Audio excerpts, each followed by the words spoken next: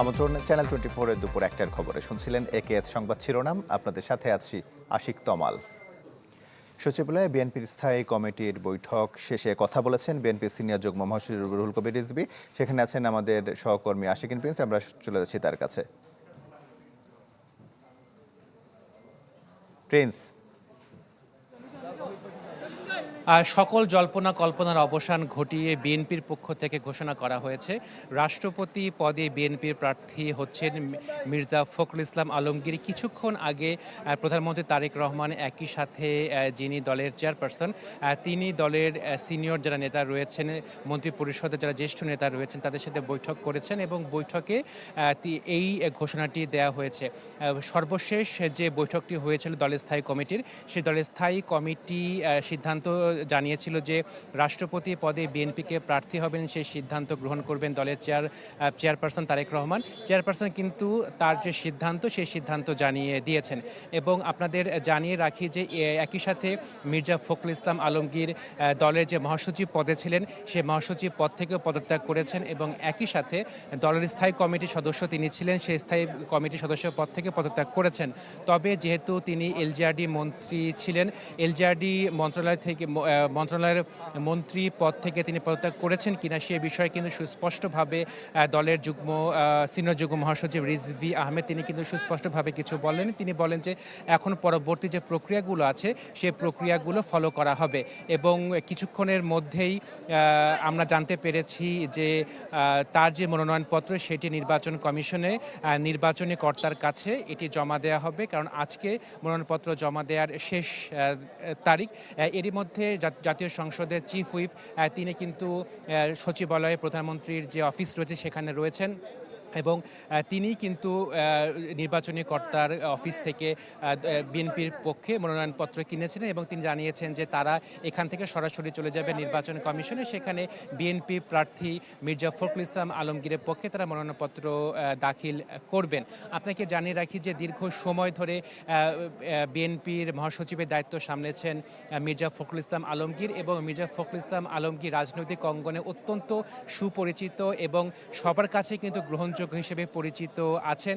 একই সাথে দলের যে দুর্দিন ছিল দীর্ঘ 15 বছর বিভিন্ন আন্দোলন সংগ্রামে বিএনপি যেভাবে এগিয়ে গিয়েছে বা আন্দোলন সংগ্রামে করেছে সেখানে কিন্তু সামনের সারিতে ছিলেন মির্জা ফখরুল ইসলাম আলমগীর।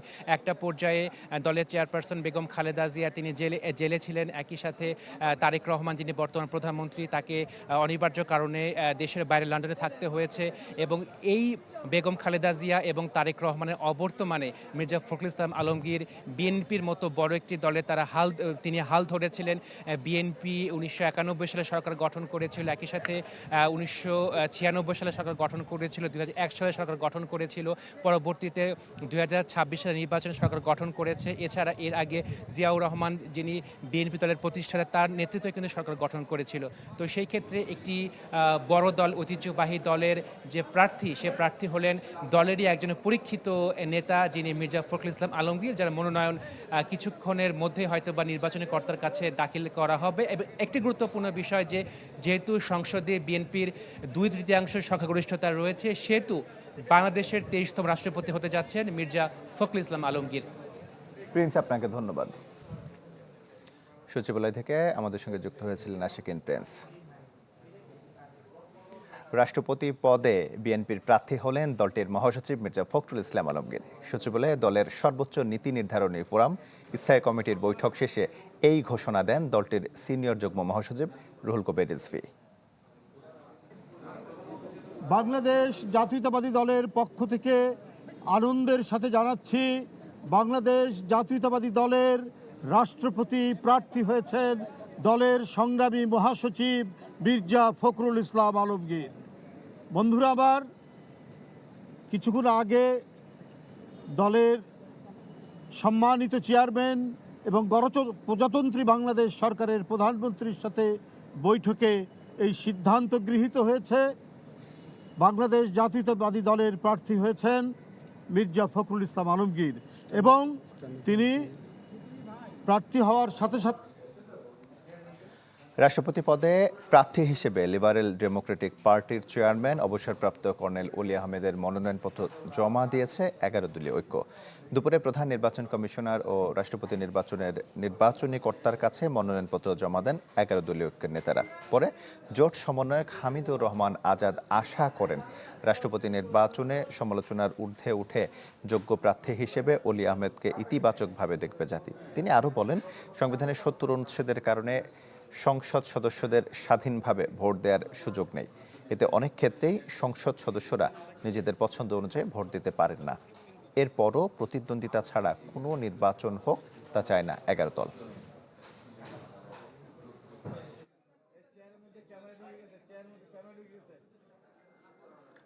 তা আমরা এখানে জিতবো কি হারবো এটা নয়, আমরা প্রতিদ্বন্দ্বিতা ছাড়া কোনো নির্বাচন হোক এটা আমরা চাই না। এটাই গণতন্ত্রের সৌন্দর্য। গণতন্ত্রকে সঠিক দ্বারায় ফিরিয়ে আনার জন্যেই আমরা এই সিদ্ধান্তটা নিয়েছি। এ বিষয়ে আরও খবর জানাতে নির্বাচন কমিশন সচিবালয় থেকে আমাদের সঙ্গে সরাসরি যুক্ত হচ্ছেন নাফিউল ইসলাম লিঙ্কন।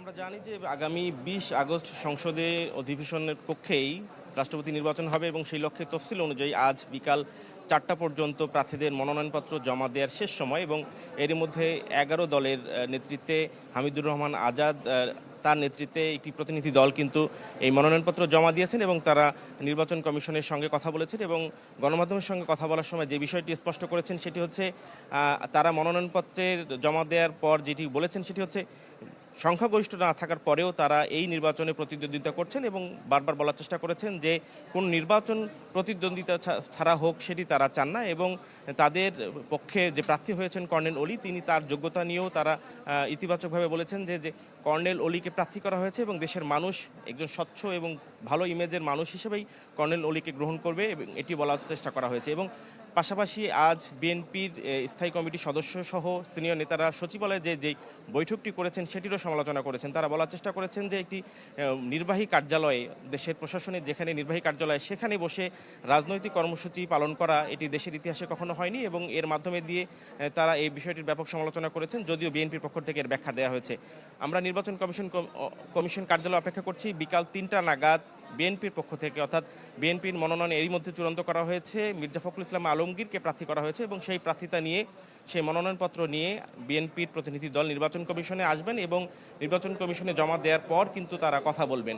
আমরা অপেক্ষা করব এবং আপনাদেরকে জানানোর চেষ্টা করব আজ মনোনয়নপত্র জমা দেওয়ার শেষ দিনে 11 দল এবং বিএনপির যারা পক্ষে রয়েছেন, যারা প্রতিনিধি রয়েছেন, তারা কি কথা জানান গণমাধ্যমকে। তমাল, এই ছিল নির্বাচন কমিশন থেকে সর্বশেষ খবর। লিঙ্কন, আপনাকে ধন্যবাদ। নির্বাচন কমিশন কার্যালয় থেকে আমাদের সঙ্গে যুক্ত হয়েছিলেন নাফিউল ইসলাম লিঙ্কন। এদিকে সংবিধানের 70 অনুচ্ছেদের বৈধতা চ্যালেঞ্জ এবং রাষ্ট্রপতি নির্বাচনের তফসিল স্থগিত চেয়ে হাইকোর্টে একটি রিট করা হয়েছে। সুপ্রিম কোর্টের আইনজীবী ইউনুস আলী আখুন্দ আবেদনটি করেন। আগামী রোববার বিচারপতি খিজির আহমেদের নেতৃত্বাধীন বেঞ্চে এ রিটের শুনানি হতে পারে। রিটকারী আইনজীবীর মতে, সংবিধানের 70 অনুচ্ছেদের কারণে সংসদ সদস্যরা স্বাধীনভাবে মতামত বা ভোট দিতে পারেন না, যা তাদের গণতান্ত্রিক অধিকারকে ব্যাহত করে।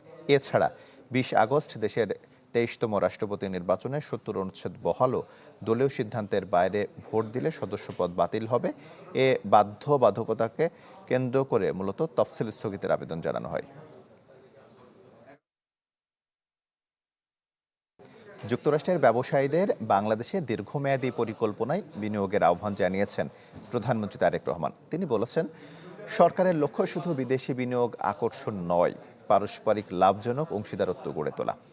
আজ সকালে সচিবালয়ে ইউএস বাংলাদেশ বিজনেস কাউন্সিলের প্রতিনিধিদের সাথে বৈঠকে এসব কথা বলেন সরকার প্রধান। সকাল 9:30টায় শুরু হওয়া বৈঠক চলে 11:30টা পর্যন্ত। ছিলেন যুক্তরাষ্ট্রের শীর্ষ 25টি ব্যবসা প্রতিষ্ঠানের 50 জন প্রতিনিধি। বৈঠক শেষে মার্কিন প্রতিনিধি দলের সদস্য অতুল কশ্যপ বলেন, সরকারের বিভিন্ন কর্মসূচি সম্পর্কে ইতিবাচক বার্তা পেয়েছেন তারা। আশা প্রকাশ করেন 2034 সালের মধ্যে বাংলাদেশ $1 ট্রিলিয়ন অর্থনীতি হবে। আর প্রধানমন্ত্রীর কার্যালয়ের মুখপাত্র মাহাদি আমিন বলেন, বৈঠক ফলপ্রসূ হয়েছে।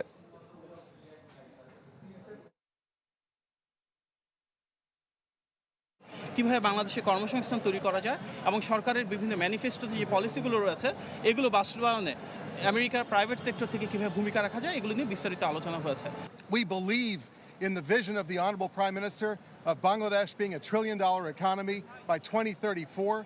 We believe that the private sector can be an important catalyst, bringing in investment and technology. দেশে যে জেলা মামলা নিষ্পত্তিতে এগিয়ে থাকবে তাদের পুরস্কৃত করা হবে। সচিবালয়ে বেইল বন্ড সিস্টেম উদ্বোধন শেষে এসব বলেছেন আইনমন্ত্রী মোহাম্মদ আসাদুজ্জামান।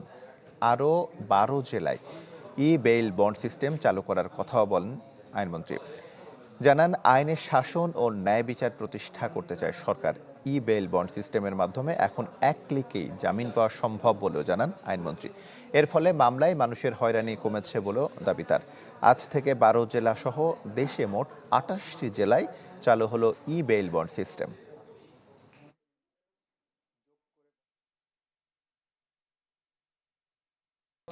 রাজধানী সহ সারা দেশের ফিলিং স্টেশনগুলোতে চলছে তীব্র গ্যাস সংকট।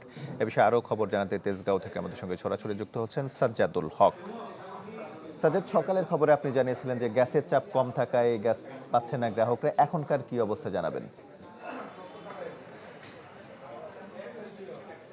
তমাল, আসলে সকাল থেকে জানাচ্ছিলাম আপনার মাধ্যমে যে আসলে গ্যাসের যে বর্তমান পরিস্থিতি, এই পরিস্থিতিতে আসলে কতটা ভোগান্তিতে আছে মানুষ, এবং এই সিএনজির মাধ্যমে যারা যে সকল যানবাহন চালিয়ে যারা জীবিকা নির্বাহ করে থাকে তাদের জীবিকার উপরে যে প্রভাবটা পড়েছে মূলত সেটাই সকাল থেকে দেখানোর চেষ্টা করছিলাম আপনাকে। আমি এই মুহূর্তে আছি তেজগাঁওয়ের বড় একটি ফিলিং স্টেশনে, সাউদার্ন ফিলিং স্টেশনে। আপনারা দেখতে পাচ্ছেন যে এখানে মেইন মানে প্রধান সে সড়কটি 7 রাস্তা থেকে মহাখালীর যে প্রধান সড়কটি, এই সড়কেই মূলত 3টি লাইন করে গ্যাস নেওয়ার চেষ্টা করছে প্রাইভেট কার, মাইক্রো প্লাস হচ্ছে ওষুধ সরবরাহকারী যে সকল ছোট কাভার্ড ভ্যানগুলো রয়েছে, এই গ্যাস চালিত এই কাভার্ড ভ্যানগুলো সহ প্রাইভেট কারগুলো সহ মোটামুটি 3টা সিরিয়াল করে ফেলেছে দেখতে পাচ্ছেন। এছাড়াও এই ফিলিং স্টেশনকে কেন্দ্র করে মূলত এটার চারপাশে প্রায় এক কিলোমিটার পর্যন্ত আসলে এই সিরিয়ালটা গিয়ে ঠেকেছে।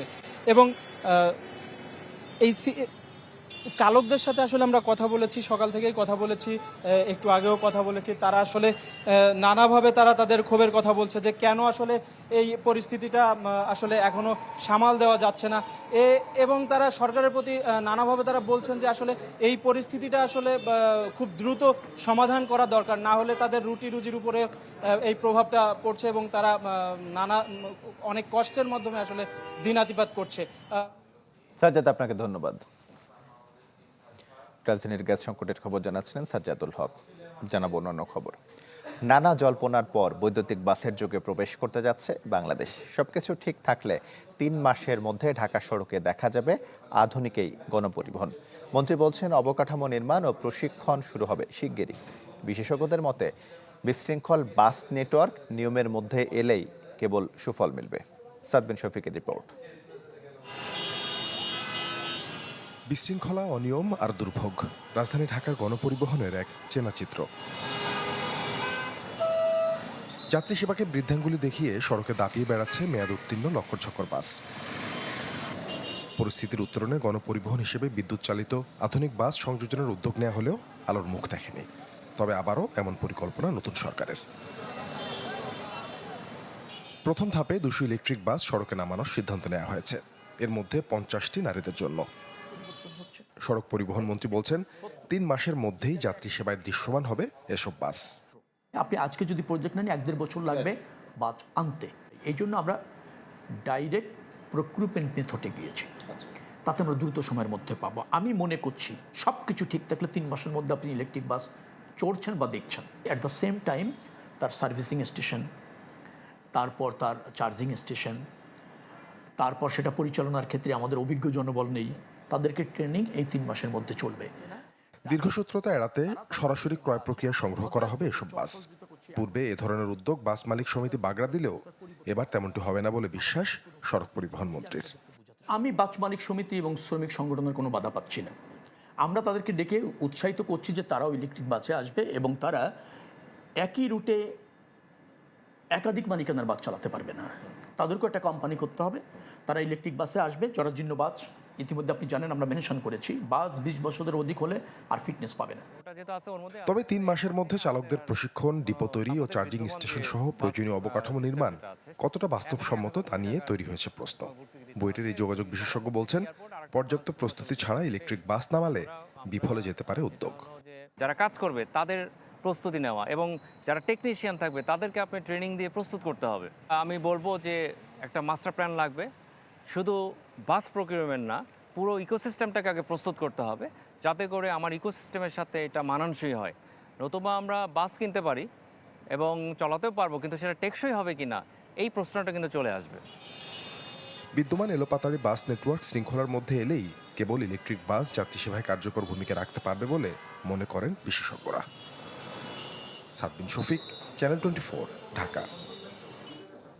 সাভারে বোমা ও ককটেল উদ্ধারের ঘটনায় 2টি মামলা হয়েছে। পুলিশ বাদী হয়ে সন্ত্রাস বিরোধী আইনে সাভার মডেল থানায় মামলা করে। সাদাপুর ঘোড়া মসজিদ মাঠে বোমা উদ্ধারের ঘটনায় আসামি করা হয়েছে অজ্ঞাতনামা 6 থেকে 7 জনকে। এছাড়া হেমায়েতপুরে 4তলা ভবনে বোমার সরঞ্জাম উদ্ধারের ঘটনায় 6 জনের নাম উল্লেখ করা হয়েছে। অজ্ঞাতনামা আসামি করা হয়েছে 7 জনকে। আটক যুবককে গ্রেপ্তার দেখে 10 দিনের রিমান্ড চাওয়ার কথা জানিয়েছে পুলিশ।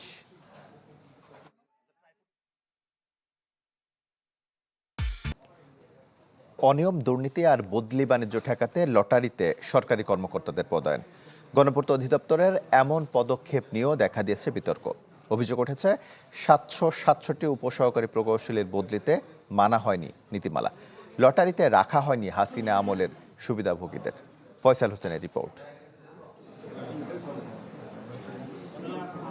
লটারিতে সরকারি কর্মকর্তাদের বদলি, এমন দৃশ্য এর আগে দেখেনি কেউ।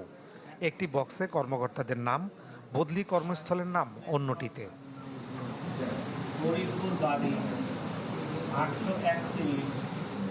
বদলি বাণিজ্য ঠেকাতে প্রথমবারের মতো গৃহায়ন ও গণপূর্ত মন্ত্রণালয়ের এই লটারি ঘিরে দেখা দিয়েছে নতুন বিতর্ক, যেখানে একযোগে 767 জন উপসহকারী প্রকৌশলীকে বদলি করা হয়েছে। প্রকৌশলীদের অভিযোগ, লটারির নামে লঙ্ঘিত করা হয়েছে গণপূর্ত অধিদপ্তরের কর্মকর্তাদের বদলি ও পদায়নের নীতিমালা। এক কর্মস্থলে অন্তত 3 বছর, বিশেষ ক্ষেত্রে 2 বছর থাকার নিয়ম থাকলেও 1 মাস আগে বদলি হওয়া কর্মকর্তাকেও আবার নতুন করে পাঠানো হচ্ছে নতুন কর্মস্থলে। শুধু তাই নয়, বেশ কয়েকজন প্রকৌশলীকে বাদ রেখে লটারির অভিযোগ উঠেছে। ভুক্তভোগীদের দাবি, আর্থিক লেনদেনে আওয়ামী লীগ আমলে সুবিধাভোগী অনেক কর্মকর্তাকে রাখা হয়নি লটারিতে। তবে মন্ত্রণালয়ের দাবি, অতি গুরুত্বপূর্ণ স্থাপনা সহ বিশেষ কাজে নিয়োজিতদের রাখা হয়নি লটারিতে। অনেক সময় প্রশ্ন আসছে যে কেপিআই ভুক্ত এলাকা, যেমন প্রধানমন্ত্রীর কার্যালয়, বাসভবন, সেক্রেটারিয়েট, দেখা গেলো একজন আসছে, তার রাজনৈতিকভাবে একটা নেগেটিভ ভিউ আসছে, তো এটা হয়তো মনে করলো যে আমরা পোস্টিং দিলাম, এটা লটারির মাধ্যমে দিই আর যেভাবেই দিলেই সে জয়েন করতে পারবে না। কেপিআইগুলিতে আপনার গোয়েন্দা সংস্থার রিপোর্ট লাগে, রিপোর্ট অ্যাকসেপ্ট হওয়ার পরই একমাত্র তাকে ওখানে অ্যালাউ করা হবে। বিশেষজ্ঞদের মতে, স্বচ্ছতার নামে বদলি নীতিমালা না মানলে এই উদ্যোগ প্রশ্নবিদ্ধ হওয়ার পাশাপাশি অভ্যন্তরীণ শৃঙ্খলা নষ্ট হতে পারে। এই রদবদল করতে গেলে যে এক্সিস্টিং যে নীতিমালা আছে, সেই নীতিমালাটার মানে পরিবর্তন দরকার। কেননা এই যে কোয়েশ্চেনগুলো এসেছে, সেই কোয়েশ্চেনগুলো যেন ভবিষ্যতে না আসে, সেই কারণে নতুন নীতিমালার মাধ্যমেই আবার ভবিষ্যতে যে রদবদলগুলো করতে হবে। একযোগে এত কর্মকর্তাকে বদলি করায় টিএডিএ ও পরিবহন ব্যয় হিসেবে অতিরিক্ত 10 থেকে 15 কোটি টাকা গুনতে হবে সরকারকে। ফয়সাল হোসেন, চ্যানেল 24, ঢাকা। দেশের বাইরের খবর জানাবো। ফের বিমান দুর্ঘটনার সাক্ষী যুক্তরাষ্ট্র। এবারে টেক্সাসে সামরিক হেলিকপ্টার বিধ্বস্ত হয়ে প্রাণ গেছে 2 মার্কিন সেনার। স্থানীয় সময় বুধবার দুপুরে সালাডো অঞ্চলে বিধ্বস্ত হয় হেলিকপ্টারটি। বেল কাউন্টি শেরিফের কার্যালয় বলছে, সেনাবাহিনীর AH-64 অ্যাপাচি হেলিকপ্টারটি ফোর্ট হুডে মোতায়েন ছিল। সেখানে একটি মাঠে দুর্ঘটনার কবলে পড়লে আগুন লেগে যায়। এতে বিস্তীর্ণ এলাকা পুড়ে গেলেও কোনো স্থাপনায় ক্ষয়ক্ষতি হয়নি বলে জানায় টেক্সাসের গভর্নর। মাঠে নামে উদ্ধারকারী দল, নিরাপদে সরিয়ে নেওয়া হয় স্থানীয় বাসিন্দাদের।